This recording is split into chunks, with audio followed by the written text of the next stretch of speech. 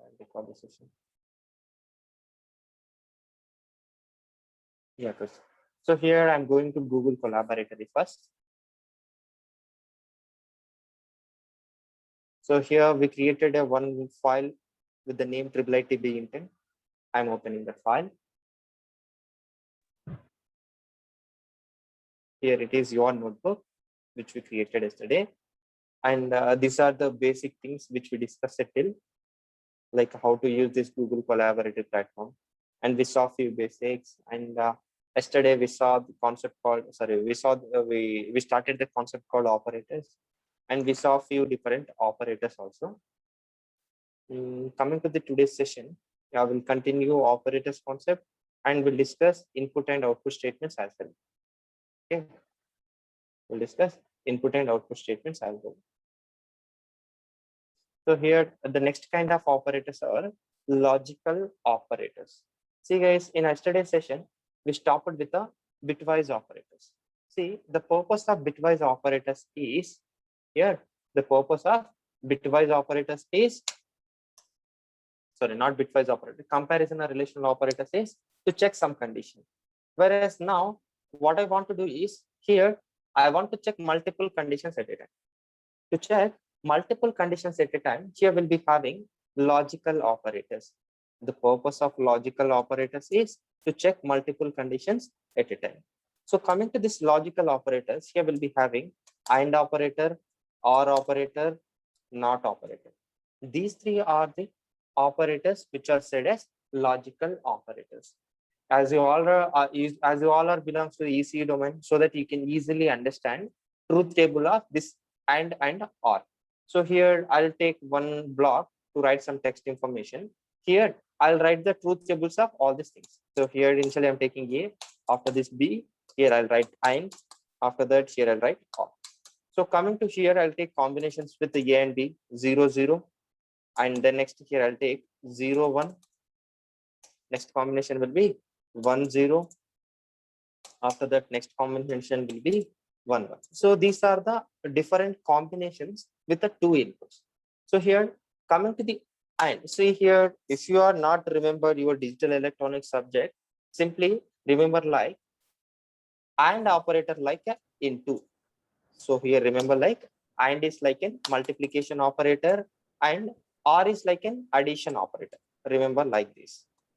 And coming to the next thing here, remember like 0 is nothing but false expression and 1 is nothing but true expression. 1 is nothing but true expression. Or remember like this. So after that here 0 into 0. So if you apply AND between two different conditions, if both the conditions are false, 0 into 0, which is nothing but 0. After that 0 plus 0, which is also 0 only. Coming to the next 0 into 1, which is nothing but 0. After that 0 plus 1, which is nothing but 1. Similarly 1 into 0, that is nothing but 0. And 1 plus 0, which is nothing but 1. And coming to the next 1 into 1, which is nothing but 1. Similarly 1 plus 1, which is more than 1, here we can consider like 1. See guys, in between two conditions, if you apply AND, if all the conditions are true, here you can see, if all the conditions are true, then only it will give true as an output. Whereas if any one of these two conditions are false, at the time you will get a false as an output. That's about AND operator. And coming to the OR operator, see here guys, you can see if two conditions are false, then only it will give 0 as an output. Whereas coming to the remaining cases, here if any one of these two inputs is 1, it is giving 1 as an output. So here, if any one of the two conditions is true, it will give true as an output. Whereas coming to the AND, if all the conditions are true, then only it will give true as an output. I will see this thing in a program so that you will understand in a better way. Now what I will do is, see here, simply I'll say, I'll define, simple, I'll write direct condition. Here I'll say 10 equals to 10. And here I'll say 10 is greater than 0. See here, I'm saying 10 equals to 10 and I'm saying 10 is greater than 0. See here, if you observe this thing guys, here 10 equals to 10, that is a true expression, that is nothing but 1. After that here, come on, tell me. please guys, everyone keep your microphones in mute mode. For your doubt session, I'll give you 10 to last 10 minutes. On the time, you can ask me the doubts. Okay, good. So here, coming to the first condition, it is true. After that, we'll be having AND operator. After that, 10 greater than 0. That is also true. 1 and 1. 1 and 1 means this condition. So here, in between 1 and 1, if you apply AND operator, it will give true as an output. It means it will, here we'll get output like true. See guys, in the Python, comments will be written with a hash symbol. So whatever thing are written after hash symbol, that won't be evaluated by our programming platform. It is for our readability purpose only. Initially, I'm connecting with the Google Cloud. So for that, it is taking time. Yeah, connected. Now it will give the output. So now we got output like true. So here in between 1 and 1, in between two true conditions, if you apply AND, it will give true as an output. Similarly, now what I will do is I'll copy paste same thing. I will copy paste same thing here. Now here I'll change the condition. I'll say 10 less than or 0. So here 1 and 0. If any one of these two conditions are false, it will give output like false. So now here you'll get output like 0. Here you are getting output like false. Similarly, now I'll copy paste same thing. Here I will modify this stuff, and here I'll apply OR operator between two conditions. So if you apply OR operator, see here 1 and 0. So here 1 or 0. So coming to 1 or 0, if here in this condition is true. So coming to the OR operator, if any one of these two conditions is true, it will give true as an output. So here you'll get output like true only. That's about OR operator. Coming to the next thing, we'll be having NOT operator. The purpose of NOT operator is to get a complementary output. So complementary output means to get a reverse output. If it is a true expression, it will give false as an output. If it is a false expression, it will give true as an output. That's about complementary output. See, actually, this condition is a true. See here, 10 equals to 10, as well as 10 is greater than 0. These two conditions are satisfied. These are true conditions. So on these true conditions, I am applying NOT. So here, it will give output like false. Simple, guys. See here, simply you can say NOT of 0. Simple. NOT of 0 means it will give output like 1. And similarly, if you say NOT of 1, if you say NOT of 1, it will give output like false. It will give you a complementary output. To get a complementary output here, we need to apply NOT operator. That's about NOT operator. And coming to the next, here we'll be having bitwise operators. Next kind of operators are bitwise operators. The purpose of bitwise operators is to perform operation in binary mode. To perform operation in binary mode, here we'll be having bitwise operators. Coming to bitwise operators, remember here we'll use symbols. Here we'll be having AND symbol. After that, we'll be having OR symbol. After this, we'll be having XOR symbol. After this, we'll be having negation, that is one's complement operator. After this, we'll be having binary left shift. After this, we'll be having binary right shift operator. These are said as bitwise operators. And to make it clear, this bitwise operator, I'll take one text block. In this text block, what I'll do is I'll explain you this stuff clearly. And previously, we created this block, right? Here, I want to add one more thing. That is, I want to add XOR operator also. So coming to the XOR, as you're already familiar with it. So here, if both the inputs are same, it will give 0. If both the inputs are different, it will give output like 1. So here, XOR 0, 0, both are same, it will give 0. 0, 1, both are different, it will give 1. So coming to the next, coming to the next, 1, 0, both are different, it will give 1. Coming to the next, 1, 1, both are same, it will give 0. It is about XOR truth table. Now, to make you understand this thing very briefly, like what happens internally if you apply these operators. See, remember guys, machines will understand information in the form of 0 and 1s only. Okay, machines will understand information in the form of zeros only. To make you understand this stuff, here I'll take one example. So let's suppose here guys, I'm defining a equals to 5. If you convert a 5 in a binary, it is equals to 1, 0, 1. See here, I kept sign bit, that is 0. And here I'm taking one more user defined input. So here I'll take b equals to 7. After taking b equals to 7, here I'll do 0 triple 1. So here it is a binary equivalent of a and b.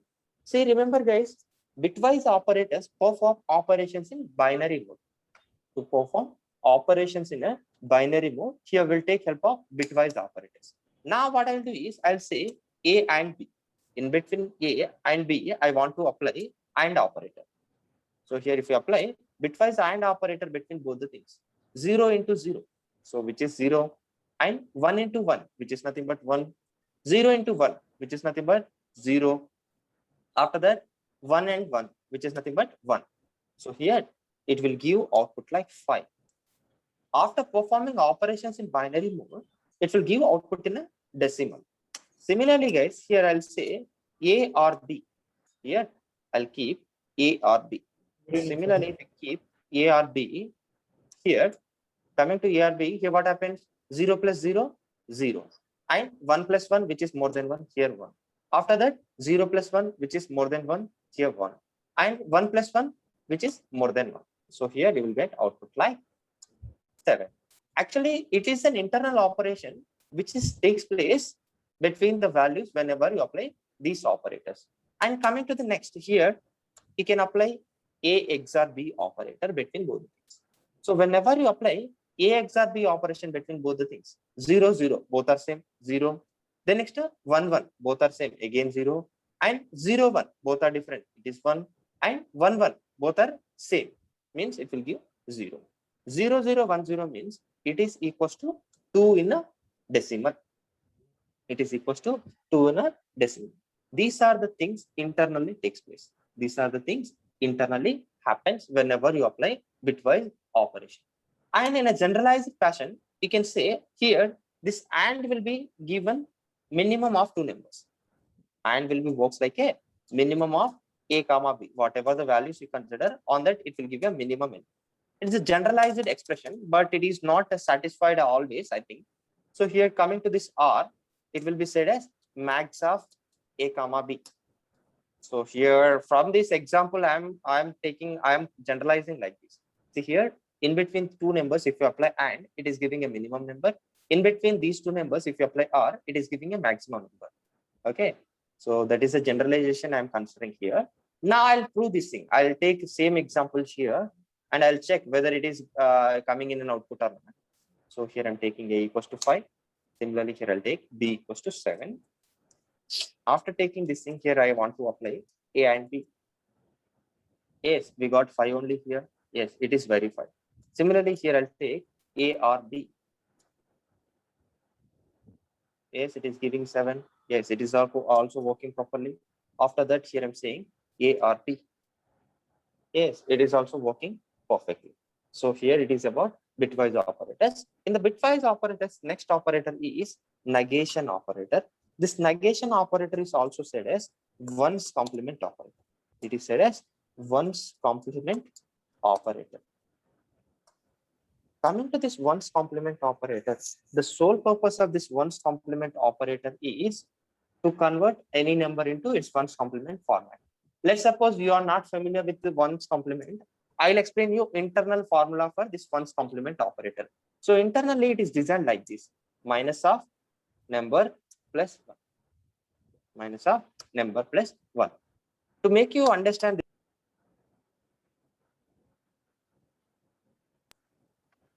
so let's suppose if we take example like here, you can say negation of number.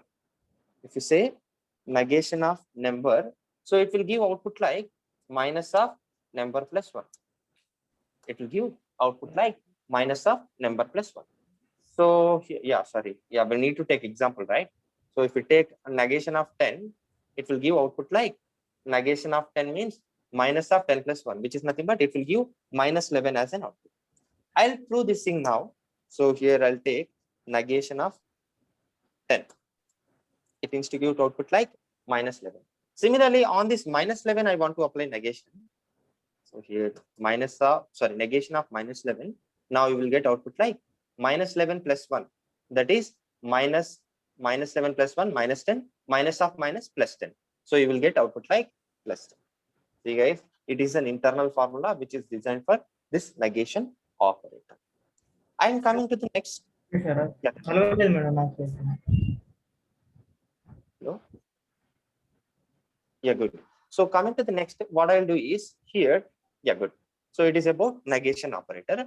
After that, we'll be having binary left shift as well as binary right shift operators. So here to make you understand this binary left shift and right shift operator, here I'll take help of this text block. See here, coming to this binary left shift operator, it is also said as binary multiplication operator. It is also said as binary multiplication operator.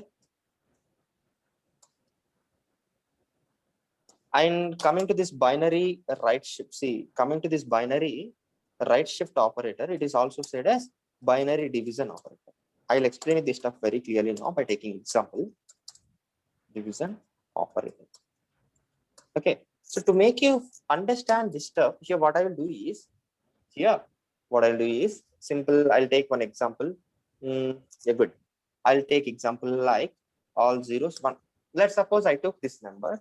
So if you convert this number in a decimal, it is equals to 1 as it is. Okay, now. Now on this number, what I want to do is I want to perform binary left shift operation. I want to perform binary left shift operation. It means I want to switch one digit to the left side. I want to switch one digit to the left side. So if you compress one digit to the left side, and if you add 0 at the back side, now how this number will be look? So here 1 0. This number will be look like 1 0, which is nothing but which is equals to 2 in a decimal. Similarly, now again I want to perform same action. I want to compress one more digit to the left side, and I want to add one more 0 at the back side. What happens now? Now here it will become 100. So 100 is nothing but it is equals to 4. It is equals to 4. Similarly, again I want to do this thing. Again I want to compress one digit to the left side.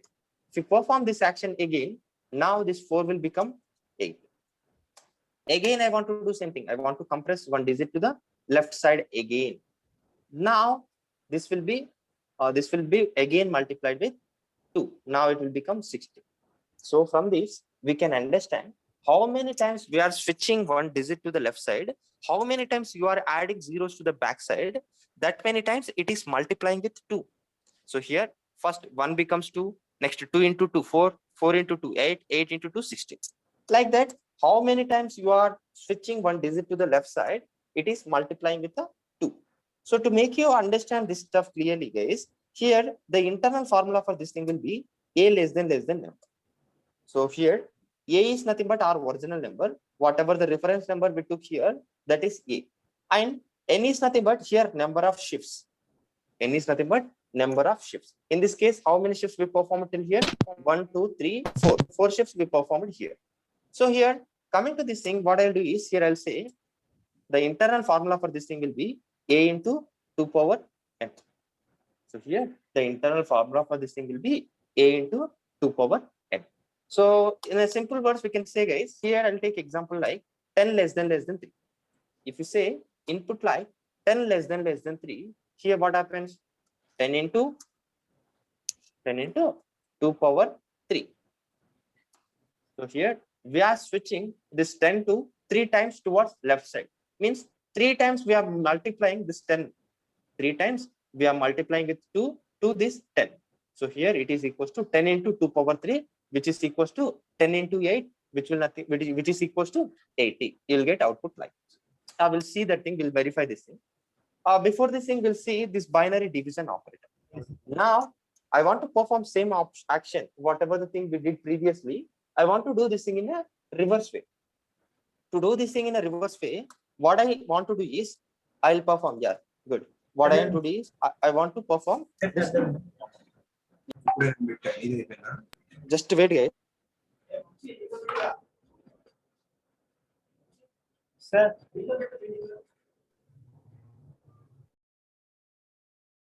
Yeah, sorry for the interruption. Yeah, good. So now what I am doing is, I am performing binary right shift operation. Like I want to perform same thing in a reverse way.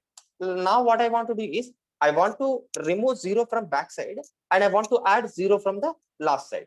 So if you consider the same number 16 here, On the 16, what I want to do is I want to add 0 at the right side and I want to remove 0 from a back side. Now this 16 will become 8. If you compress one digit to the right side, now it will be divided with 2. Again, I want to switch one digit to the left side. Again, what happens? It will be compressed one more time. Now it will become 4. Similarly, again, if you perform same thing, see here, 1, 0. If you perform this thing, it will become 2. Like that, again, if you perform this thing, again, it will be divided with 2. Now it will become 1. Again, if you do same thing, again, if you compress this 1 also, now this number will become 0. This number will become 0. This is the thing which you perform right shift operation. Okay, it is the thing happens whenever you perform right shift operation. So here the internal formula for this thing will be, so here the internal formula for this thing will be, see here, I'll write the internal formula. If you say a less than number, okay, the internal formula for this thing will be a by 2 power n. A by 2 power n.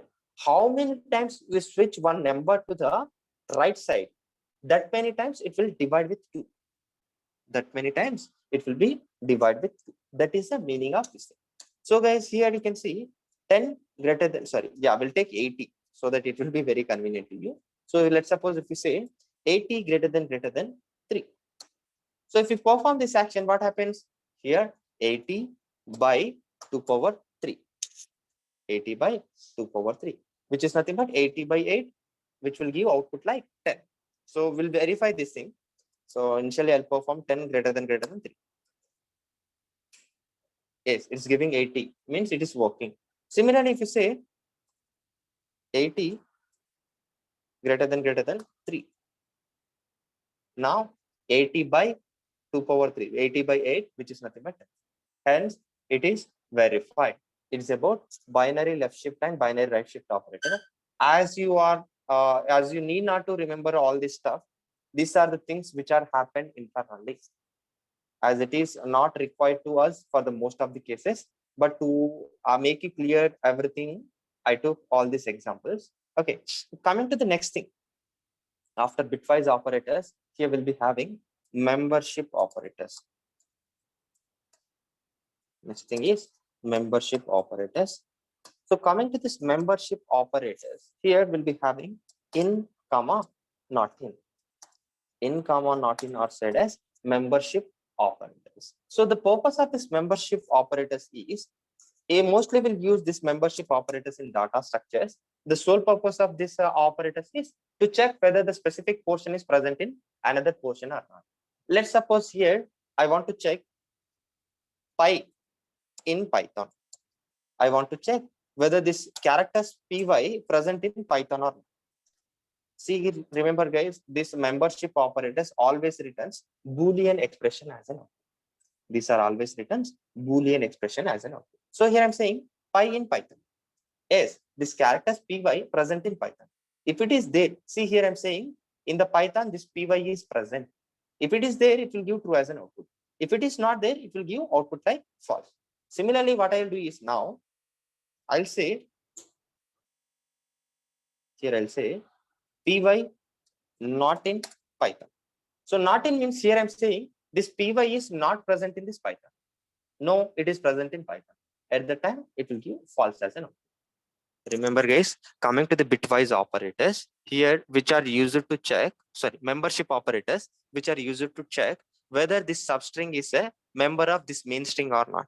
To check that thing, here we'll use in. So coming to the not in, here we are saying it is not a member of this thing. To check whether it is not a member of this thing or not, here we'll be having not in operators. Coming to this membership operators, these are always used Boolean expression as an output. These are always used Boolean expression as an output. Okay, so coming to the next thing. So coming to the next thing here, what we'll be having is last kind of operators are identity operators. Identity operators. Coming to the identity operators, here we'll be having is comma is not. These two are said as identity operators. See, in the yesterday's class, not yesterday's class, in the previous class, I explained you what are how to know the logical address of variables and what it is. So here, coming to this identity operators, what we'll do is we'll check the logical addresses of the variable. It coming to the interview perspective, it is the important thing. In a basic interview, you might face a question like, what is the difference between equals to symbol and is operator? What is the difference between these two operators? Okay, I will make it clear this thing now itself. Let's suppose here I'm saying a equals to 10, and here I'll take b equals to 10.0, and similarly here I'll take c equals to 10 again. So as you are already familiar with the memory pooling, so for this a and 10, our model, our Python memory allocation model allocates same memory, whereas coming to this b, it will allocate different memory. Now what I will do is I'll check a equals to b. See here I'm saying a equals to b. So coming to this comparison or relational operators, we'll check the magnitude of values. Means we are checking size of values. If both the value size is same, it will give true as an output. If both the value size is same, it will give true as an output. Whereas coming to this is operator, here we'll check logical addresses of the variable. Here we'll check logical addresses of the variable. See, coming to a, it is an integer value. Coming to b, it is a floating point value. Here we won't follow memory pooling. It means for a we'll allocate different memory, for b we allocate different memory. So here you'll get a output like false. So coming to this is operator, we are comparing logical addresses of the variable. Whereas coming to this equals to operator, we are checking magnitude of values.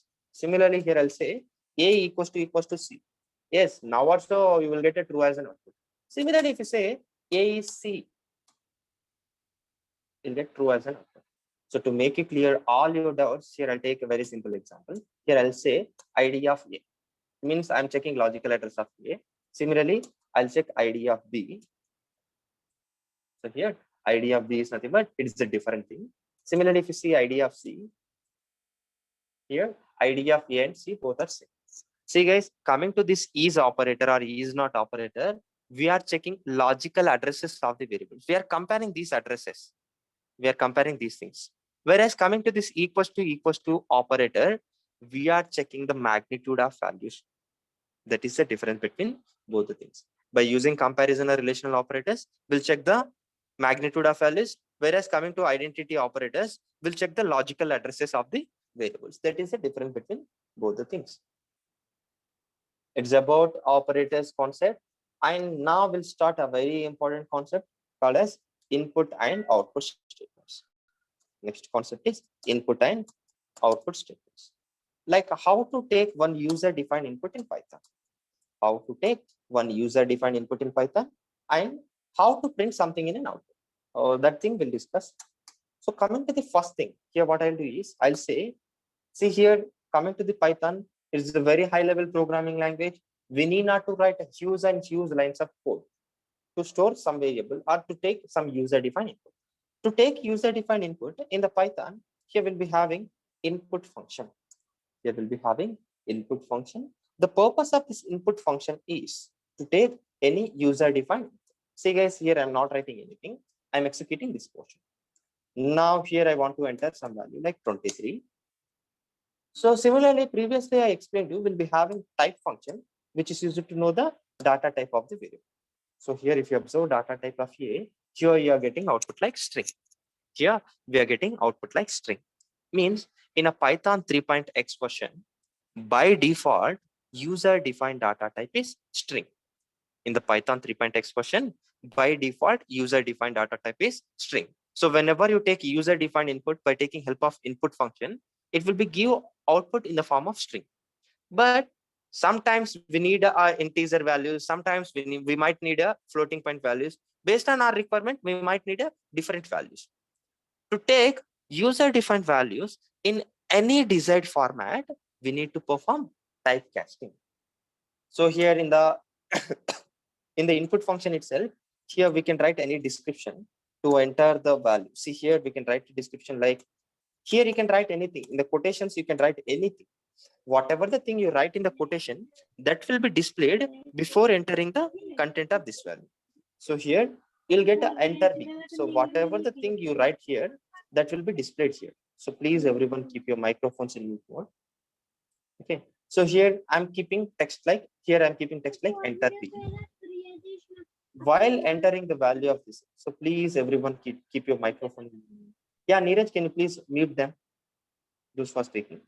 Okay, good. So coming to here, what I'm doing is I'm getting description like enter B. Now I'm entering some value. Now if you observe type of B, here we'll get a value in the form of floating point string representation. But I want to get a value in the form of integer. To convert one data type into another data type, we'll be having different typecasting function. In a basic interview, you might face this question also. What do you mean by typecasting? What do you mean by typecasting? Typecasting is nothing but converting one data type into another data type. We said as typecasting. Converting one data type into desired data type. Converting one data type into desired data type is said as typecasting.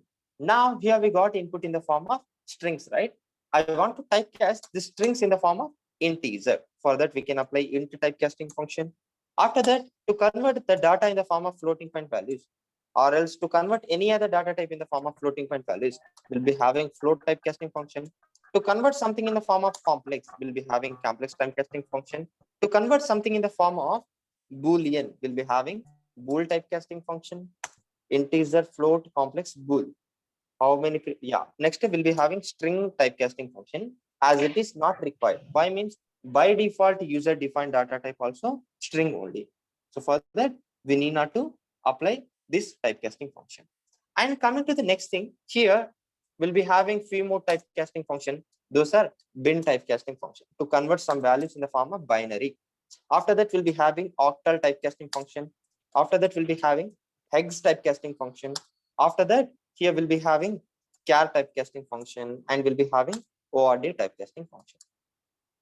I'll explain you all these typecasting functions, don't worry. Coming to the typecasting, converting one data type into desired data type is said as typecasting. Now, initially I'll show you what happens if you perform addition between A and B. So in the A, we'll be having 23, in the B, we'll be having 34. If you perform addition between A and B, it will give output like 2, 3, 3, 4. So here it is giving me output like 2, 3, 3, 4. Why it is giving output like this?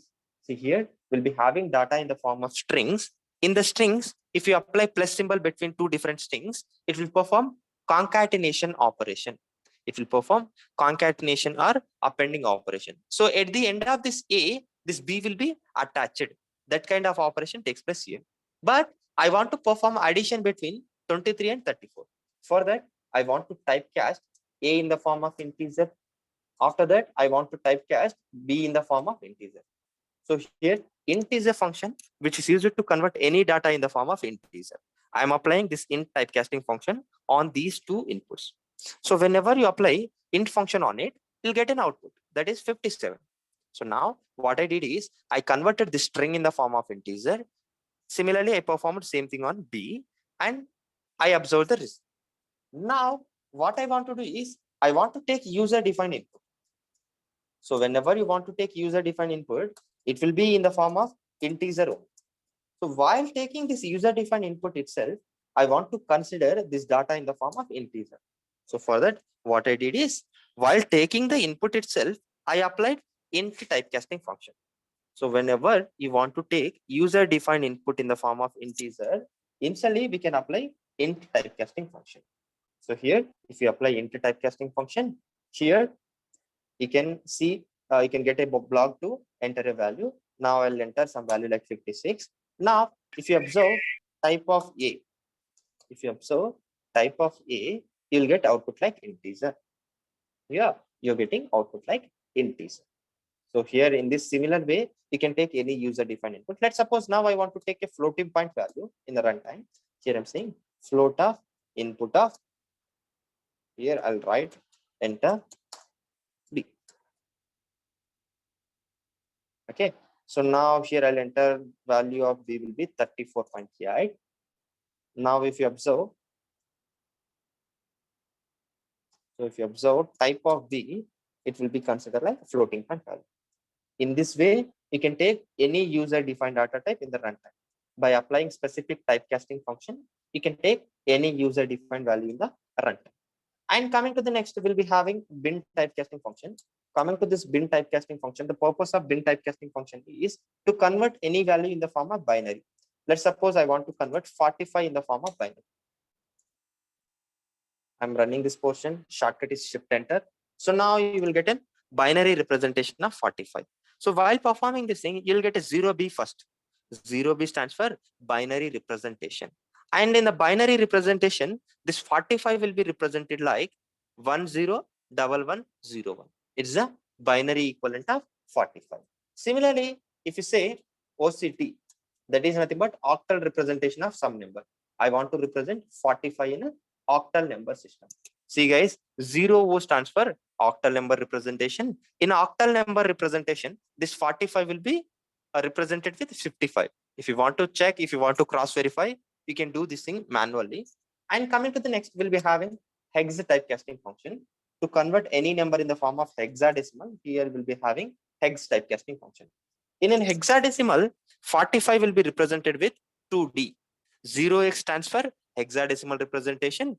2D stands for it is the equivalent number for this 45 in an hexadecimal. And here we'll be having two important typecasting functions. Those are char and ORD.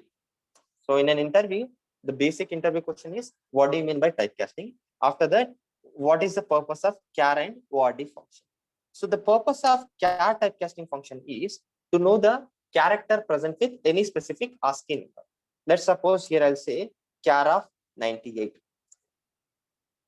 So it's giving character B. So with the ASCII number 98, we'll be having character small b. To know the ASCII value present with the, to know the character which is present with a specific ASCII value, we can apply char typecasting function. Similarly, if you say char of 100, with the character 100, with the ASCII number 100, we'll be having character small d. That is the purpose of char typecasting function. To know the ASCII character which is present with the specific ASCII number, we'll be having char typecasting function. After that, we'll be having ORD typecasting function.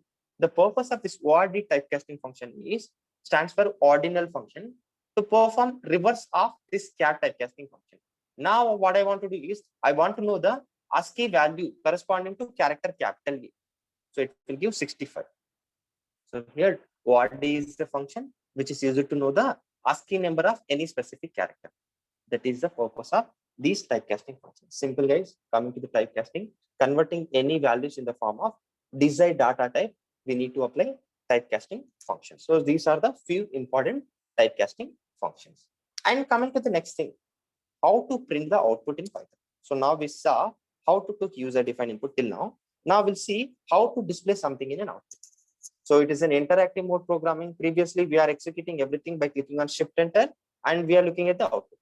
But to look at the output properly, here we'll be having print function. So coming to the Python, it's a very high level programming language. To print something or to display something in an output, we'll be having print function. So here print is the function which is used to display something in an output. See here in the print function, whatever the thing you want to write, whatever the thing you write here, that will be displayed as it is in the output. So here, what I'll do is here I'll write hello, welcome to Python. Today's strength is very less. So whatever the thing you want to write, you can write that thing here. This very less. Let's suppose I wrote the statement like this. I'm running this portion. So here, whatever the thing you wrote here, that is displayed as it is here. The purpose of print function is whatever the thing you write here, that will be displayed as it is in the bottom. Now what I'll do is I'll take A equals to 10 and I'll take B equals to some 12. After this, I want to print A and B values. So here I want to display A comma B values. So I'm saying print A comma B. So whenever you say print A comma B, see here, comma is a separator in this print function. Here it will separate different parameters. So here it is giving, if you say A comma B, it is giving the content which is present in A first. After that space, the next B, it is printing the value of B. Now what I want to do is I want to display A equals to 10, and b equals to 12. So for that purpose, what I'll do is here, see, whatever the thing you want to display as it isly, you need to specify that thing in quotation. So in the quotation, what I'm saying is I'm saying a equals to, I want to display a equals to as it isly. After that, I want to use separator comma. So after this, after displaying a equals to as it isly, I want to display the content present in B. After that, again comma, I want to display the content present in B. So here I'm saying b equals to comma. Here I want to display the content present in B. Now here, if you observe, it is giving a equals to. See here in the quotation, whatever the thing, remember guys, in the print function, whatever the thing you write in the quotation, that will be displayed as it isly. A equals to displaying as it isly. After that, a, which is displaying the value of a. Similarly, in the quotation, I am specifying b equals to, that is displaying as it isly. After that, it is displaying the content present in b. Now, what I want to do is I want to do same thing. See here, I want to perform addition between a and b. So here I want to perform addition between a and b. Simply I'm saying print of a plus b. Now I want to get output like a plus b equals to 22. I want to get output equals to a plus b equals to 22. For that, what I'll do is here I'll take, see here in the quotation, I want to display a plus b equals to comma. Here I want to display a plus b in a result. Now you will get an output like a plus b equals to 22. Now here you're getting output like a plus b equals to 22. But I should not get output like this. I should not get a plus b equals to 22. I need to get output like 10 plus 12 equals to 22. I want to get output like 10 plus 22 equals to, sorry, 10 plus 12 equals to 22. To do that thing, what we need to do here, we need to say print of. So first we need to display a value, comma, we need to display plus symbol. After that, again separator comma. After that, we need to display the content present in B. After that, we need to display equals to symbol. So whatever the symbol you want to display, you need to specify that thing in quotation. After that, again comma, I want to display the content present in A plus B. I want to display the content present in A plus B. So if you observe this thing, here you can see 10 plus 12 equals to 22. It's about displaying the values dynamically. Remember guys, here whatever the thing we are specifying, whatever the variable name we are specifying, that is displaying the variable value. Whereas if you are specifying something in quotation, that is displaying as it isly. Remember, if you want to display something as it isly, we need to specify that thing in a quotation. Whereas if you want to show some result, we need to specify that variable name without quotation. It is about basic printing. Now we'll see the dynamic printing. So in this example, here, every time we need to use quotations and every time we need to use commas. So if you use these quotations and commas every time, you might get a confusion like you might get an error. Most of the times you might get an error. To avoid such kind of errors, we'll be having dynamic printing way.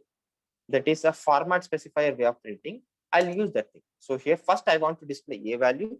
After that I want to display plus symbol. Yeah, here I'll write plus only. Whatever thing you want to write, you can write that thing here. Plus here I want to display b value is equals to here I want to display this. Okay, so here it is a dynamic printing, guys. Don't be get confused. I'll explain this thing very briefly now. So here I'm saying dot format of.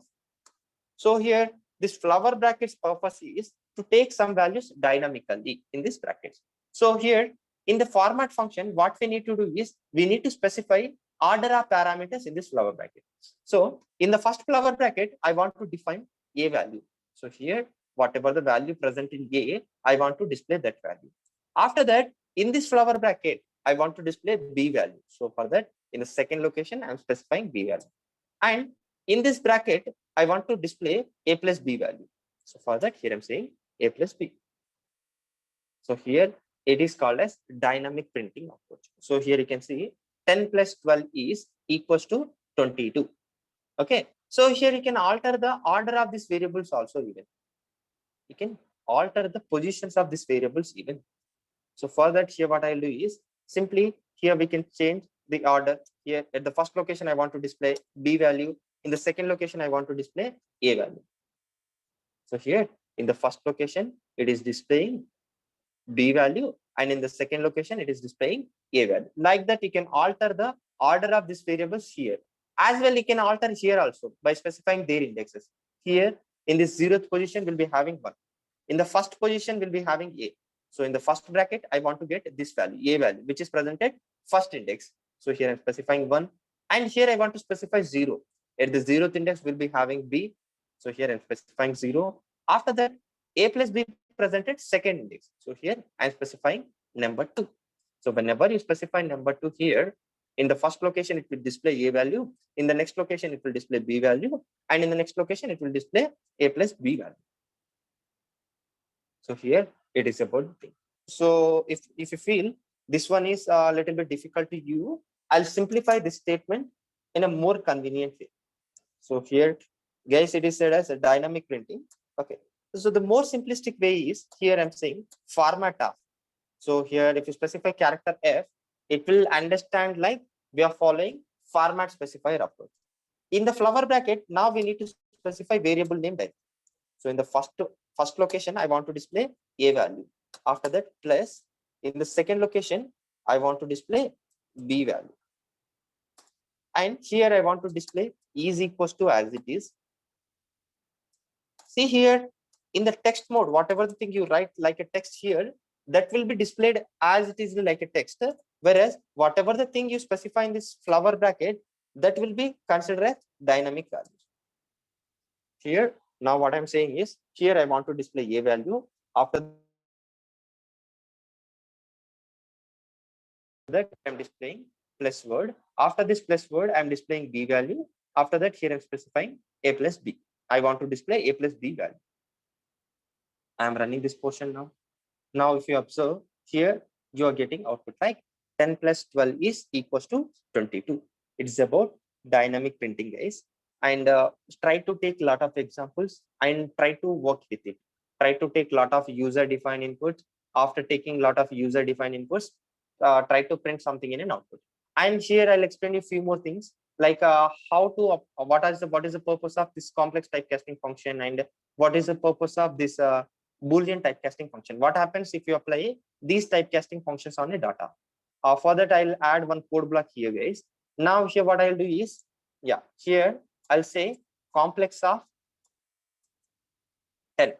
So if you apply complex of 10, guys, here complex numbers will be present in the form of real plus imaginary parts combination. See, guys, if you want to know the syntax of any parameter, here you can enter shift tab. So if you enter shift tab, you will get a description regarding that thing. Create a complex number from a real part and a optional imaginary part. See, guys, here if you specify only one parameter, that parameter will be considered as real part. Let's suppose here, what I'll do is here, I'll add one more code block. In this code block here, what I'll do is I'll say complex of 10 comma. So 10 will be considered as a real part. Here I'll specify 4. So 4 will be considered as imaginary part. So here I created a complex numbers by taking two integers. So by it is considering this 10 as a real part and this 4 as an this imaginary part. Okay, that is about complex function. To convert any numbers in the form of complex number, we'll be having complex function. Complex function will take two arguments. First argument will be considered as a real part, and second argument will be considered as imaginary part. If you specify only one argument in it, by default it will be considered as real part, and imaginary part will be considered as 0. That is about complex function. Similarly, here we'll be having Boolean typecasting function. So Boolean typecasting function always gives output in the form of true or false. If you specify any value in this Boolean typecasting function, if it is not 0, always it will give true. So here, if you apply I wrote this thing in a text mode. Actually, we need to write this in a code mode, right? Yeah, here I'll write bool of some number. See here I'm saying Boolean of 1. It's giving true. Let's suppose in the Boolean of 1, in place of 1, if you specify 0, it will give false as an output. See, remember guys, in the Boolean function, if you specify any value apart from 0, it will give true as an output. If you give value like 0 in this Boolean function, it will give false as an output. Yeah, Neeraj, you can stop recording now.